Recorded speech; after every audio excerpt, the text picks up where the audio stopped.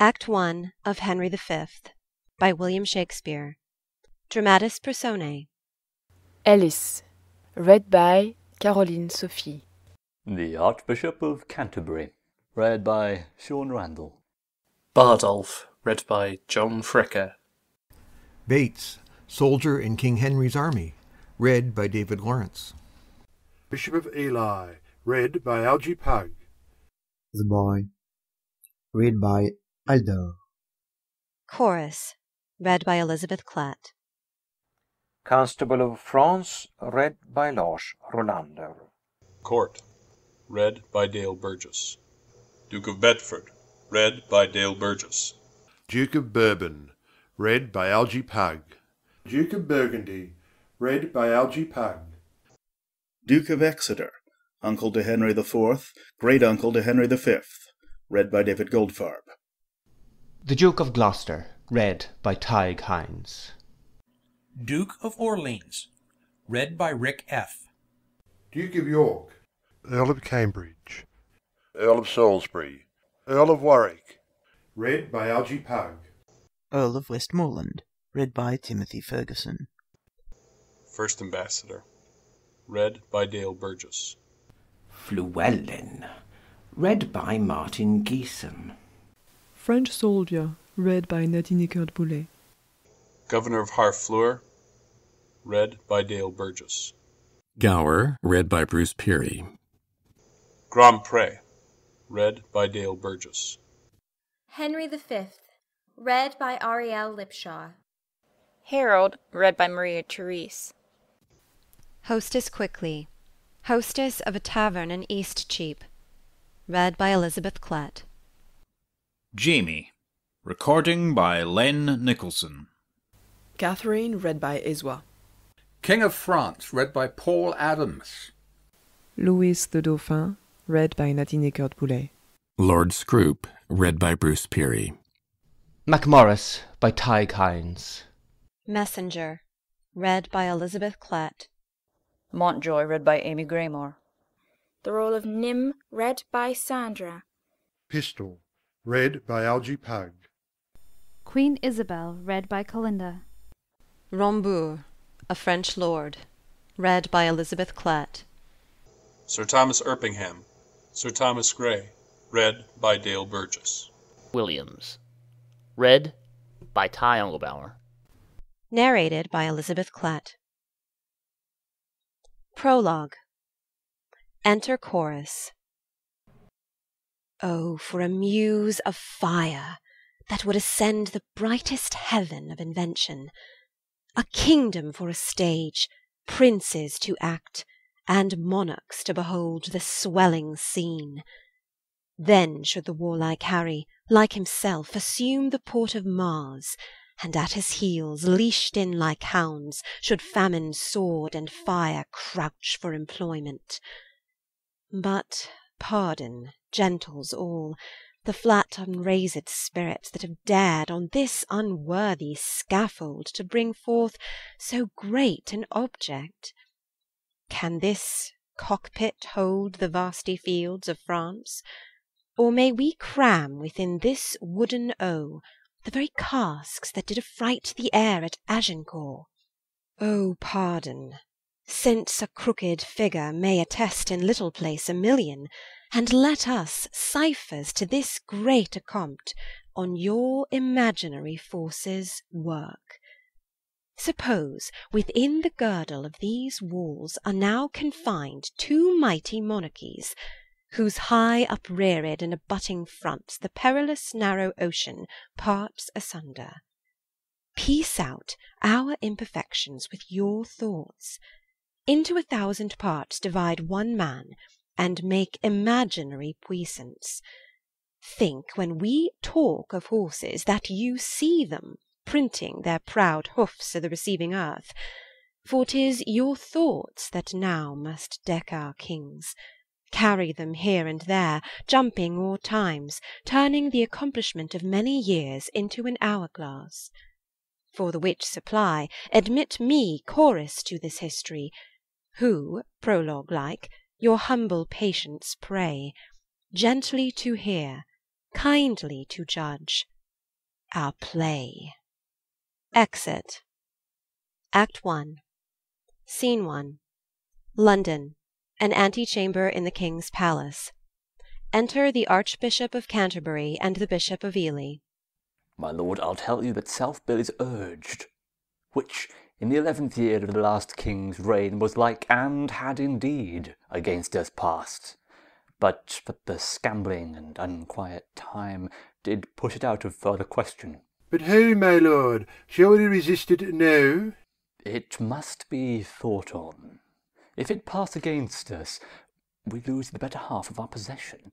For all the temporal lands which men devout by testament have given to the church, would they strip from us, being valued thus, as much as would maintain, to the king's honour, full 15 earls and 1,500 knights, 6,200 good esquires, and, to relief of lazars and weak age, of indigent faint souls past corporal toil, 100 almshouses right well supplied, and to the coffers of the king beside, £1,000 by the year.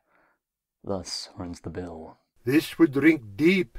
'Twould drink the cup and all. But what prevention? The king is full of grace and fair regard, and a true lover of the Holy Church. The courses of his youth promised it not. The breath no sooner left his father's body, but that his wildness, mortified in him, seemed to die too. Yea, at that very moment consideration, like an angel, came, and whipped the offending Adam out of him, leaving his body as a paradise, to envelop and contain celestial spirits. Never was such a sudden scholar made, never came reformation in a flood with such a heady currents, scouring faults, nor never hydra-headed wilfulness so soon did lose his seat, and all at once, as in this king. We are blessed in the change. Hear him, but reason in divinity, and, all admiring with an inward wish, you would desire the king were made a prelate. Hear him debate of commonwealth affairs, you would say it hath been all in all his study. List his discourse of war, and you shall hear a fearful battle rendered you in music. Turn him to any cause of policy, the Gordian knot of it he will unloose, familiar as his garter, that, when he speaks the air, a chartered libertine is still, and the mute wonder lurketh in men's ears, to steal his sweet and honeyed sentences, so that the art and practic part of life must be the mistress to this theoric. Which is a wonder how his grace should glean it, since his addiction was to courses vain, his companies unlettered, rude, and shallow, his hours filled up with riots, banquets, sports, and never noted in him any study, any retirement, any sequestration from open haunts and popularity. The strawberry grows underneath the nettle, and wholesome berries thrive and ripen best, neighboured by fruit of baser quality. And so the prince obscured his contemplation under the veil of wildness, which, no doubt, grew like the summer grass, fastest by night, unseen, yet crescive in his faculty. It must be so, for miracles are ceased, and therefore we must needs admit the means how things are perfected. But, my good lord, how now for mitigation of this bill urged by the Commons?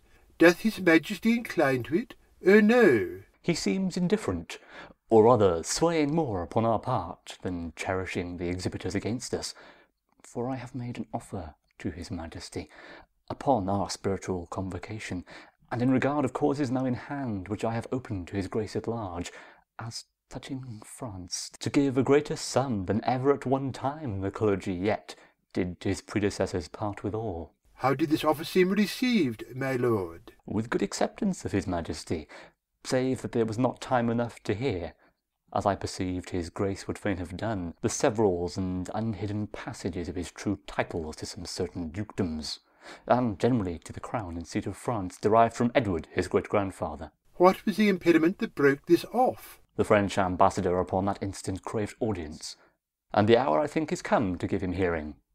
Is it 4 o'clock? It is. Then go we in to know his embassy, which I could with a ready guess declare before the Frenchmen speak a word of it. I'll wait upon you, and I long to hear it. Exeunt. Scene 2. The same, the presence chamber. Enter King Henry V, Gloucester, Bedford, Exeter, Warwick, Westmoreland, and attendants. Where is my gracious lord of Canterbury? Not here in presence. Send for him, good uncle. Shall we call in the ambassador, my liege? Not yet, my cousin. We would be resolved, before we hear him, of some things of weight that task our thoughts concerning us and France. Enter the Archbishop of Canterbury and the Bishop of Ely. God and his angels guard your throne, and make you long become it. Sure we thank you. My learned lord, we pray you to proceed, and justly and religiously unfold, why the law Salic that they have in France or should not bar us in our claim. And God forbid, my dear and faithful lord, that you should fashion, rest, or bow your reading, or nicely charge your understanding soul with opening titles miscreate, whose right suits not in native colours with the truth. For God doth know how many now in health shall drop their blood in approbation of what your reverence shall incite us to. Therefore take heed how you impawn our person, how you awake our sleeping sword of war. We charge you in the name of God take heed, for never two such kingdoms did contend without much fall of blood, whose guiltless drops are every one a woe, a sore complaint, 'gainst him whose wrong gives edge unto the swords, that make such waste in brief mortality. Under this conjuration speak, my lord, for we will hear, note, and believe in heart, that what you speak is in your conscience washed as pure as sin with baptism. Then hear me, gracious sovereign, and you peers that owe yourselves your lives and services to this imperial throne. There is no bar to make against your highness' claim to France, but this, which they produce from Pharamond. In terram salicam mulieres ne succidant. No woman shall succeed in Salic land, which Salic land the French unjustly glows to be the realm of France, and Pharamond the founder of this law and female bar. Yet their own authors faithfully affirm that the land Salic is in Germany, between the floods of Saale and of Elbe, where Charles the Great, having subdued the Saxons, there left behind and settled certain French, who, holding in disdain the German women for some dishonest manners of their life, established then this law, to wit, no female should be inheritrix in Salic land, which Salic, as I said, twixt Elbe and Saale, is at this day in Germany called Meissen. Then doth it well appear that Salic law was not devised for the realm of France, nor did the French possess the Salic land until 421 years after defunction of King Pharamond. Idly supposed the founder of this law, who died within the year of our redemption 426, and Charles the Great subdued the Saxons, and did seat the French beyond the river Saale in the year 805. Besides, their writers say, King Pepin, which deposed Childeric, did, as heir general, being descended of Blithild, daughter of King Clotaire, make claim and title to the crown of France. Hugh Capet also, who usurped the crown of Charles, the Duke of Lorraine, sole heir male of the true line and stock of Charles the Great, to find his title with some shows of truth. For through impure truth it was corrupt, and naught conveyed himself as heir to the Lady Lingar, daughter to Charlemagne, who was the son to Louis the Emperor and Louis the son of Charles the Great. Also King Louis X, who was sole heir to the usurper Capet, could not keep quiet in his conscience wearing the crown of France, till satisfied that fair Queen Isabel, his grandmother, was lineal of the Lady Lamingar, daughter to Charles, the foresaid Duke of Lorraine, by the which marriage the line of Charles the Great was reunited to the crown of France, so that as clear is the summer's sun, King Pepin's title and Hugh Capet's claim, King Louis his satisfaction, all appear to hold in right and title of the female. So do the kings of France unto this day, howbeit they will hold up this Salic law to bar your highness claiming from the female, and rather choose to hide them in a net, than amply to imbar their crooked titles, usurped from you and your progenitors. May I with right and conscience make this claim? The sin upon my head, dread sovereign, for in the book of Numbers is it writ, that, when the man dies, let the inheritance descend unto the daughter. Gracious lord, stand for your own, and wind your bloody flag. Look back into your mighty ancestors. Go, my dread lord, to your great-grandsire's tomb, from whom you claim. Invoke his warlike spirit, and your great uncle's Edward, the Black Prince, who, on the French ground, played a tragedy, making defeat on the full power of France, whiles his most mighty father on a hill stood smiling to behold his lion's whelp forage in blood of French nobility. O noble English, that could entertain with half their forces the full pride of France, and let another half stand laughing by, all out of work and cold for action. Awake remembrance of these valiant dead, and with your puissant arm renew their feats. You are their heir, you sit upon their throne. The blood and courage that renowned them runs in your veins, and my thrice puissant liege is in a very May morn of his youth, ripe for exploits and mighty enterprises. Your brother kings and monarchs of the earth do all expect that you should rouse yourself, as did the former lions of your blood. They know your grace hath cause and means and might. So hath your highness. Never king of England had nobles richer and more loyal subjects, whose hearts have left their bodies here in England, and lie pavilioned in the fields of France. Oh, let their bodies follow, my dear liege, with blood and sword and fire to win your right, in aid whereof we of the spirituality will raise your highness such a mighty sum as never did the clergy at one time bring it to any of your ancestors. We must not only arm to invade the French, but lay down our proportions to defend against the Scot, who will make road upon us with all advantages.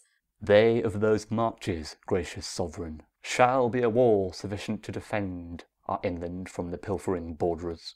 We do not mean the coursing snatchers only, but fear the main intendment of the Scot, who hath been still a giddy neighbour to us.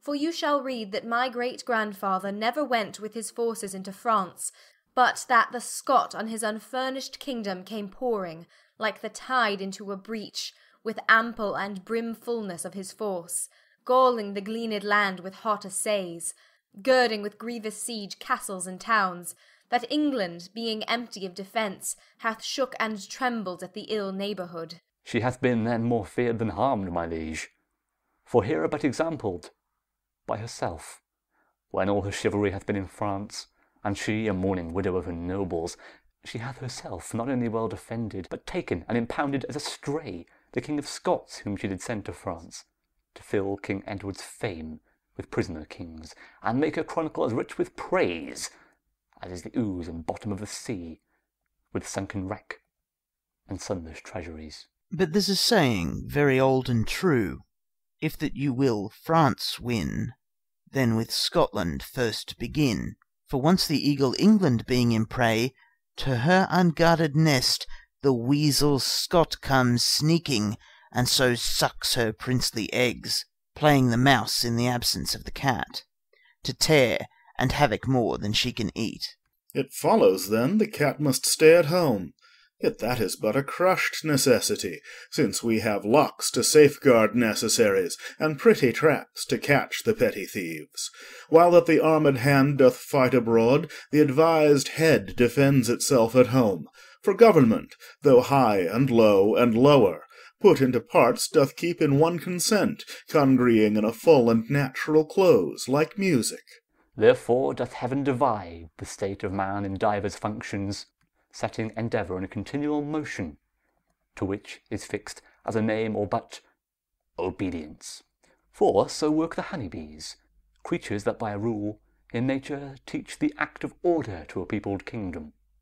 They have a king and officers of sorts, where some like magistrates correct at home, others like merchants venture trade abroad, others like soldiers armed in their stings make boot upon the summer's velvet buds, which pillage they with merry march bring home to the tent royal of their emperor, who, busied in his majesty, surveys the singing masons building roofs of gold, the civil citizens kneading up the honey, the poor mechanic porters crowding in their heavy burdens at his narrow gate, the sad-eyed justice with his surly hum, delivering ore to executors pale, the lazy yawning drone, I this infer, that many things, having full reference to one consent, may work contrariously, as many arrows loosed in several ways come to one mark, as many ways meet in one town, as many fresh streams meet in one salt sea, as many lines close in the dial centre, so may 1,000 actions once afoot end in one purpose, and be all well borne without defeat. Therefore to France, my liege, divide your happy England into 4, whereof take you 1/4 into France, and you withal shall make all Gallia shake. If we, with thrice such powers, left at home, cannot defend our own doors from the dog, let us be worried, and our nation lose the name of hardiness and policy. Call in the messengers sent from the Dauphin. Exeunt some attendants.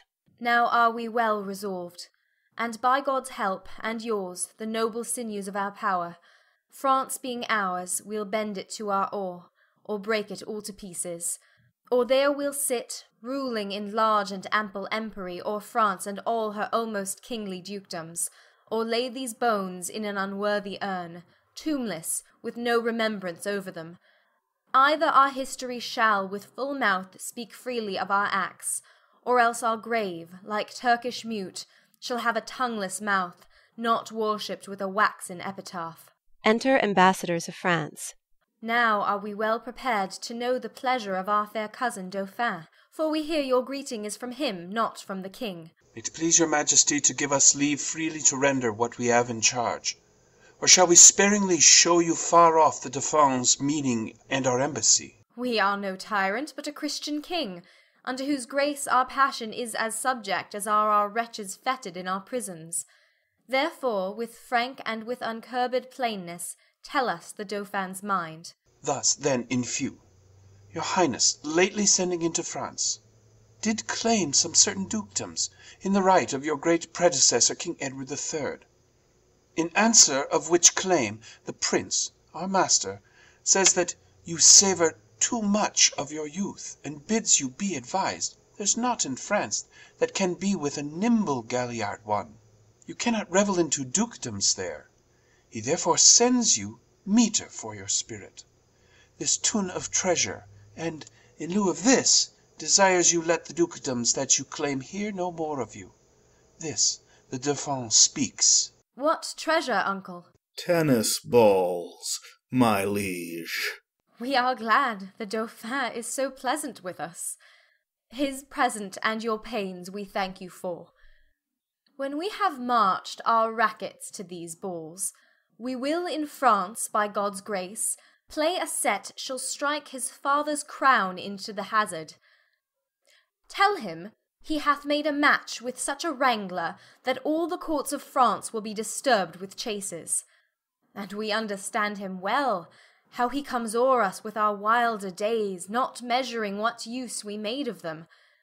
We never valued this poor seat of England, and therefore, living hence, did give ourself to barbarous licence, as 'tis ever common that men are merriest when they are from home.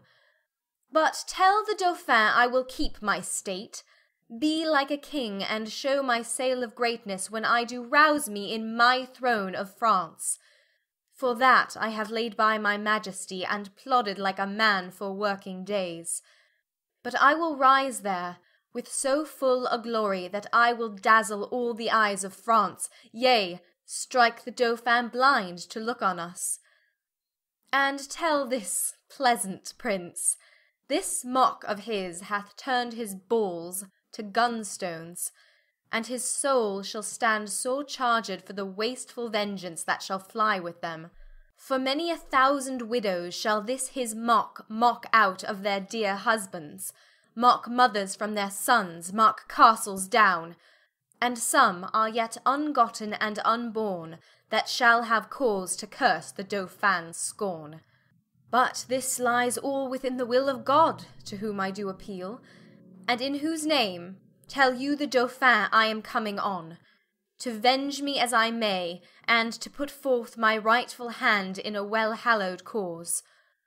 So get you hence in peace, and tell the Dauphin his jest will savour but of shallow wit, when thousands weep more than did laugh at it. Convey them with safe conduct. Fare you well. Exeunt ambassadors. This was a merry message. We hope to make the sender blush at it. Therefore, my lords, omit no happy hour that may give furtherance to our expedition, for we have now no thought in us but France, save those to God that run before our business. Therefore let our proportions for these wars be soon collected, and all things thought upon that may with reasonable swiftness add more feathers to our wings. For, God before, we'll chide this Dauphin at his father's door. Therefore let every man now task his thought, that this fair action may on foot be brought. Exeunt. Flourish. End of Act 1.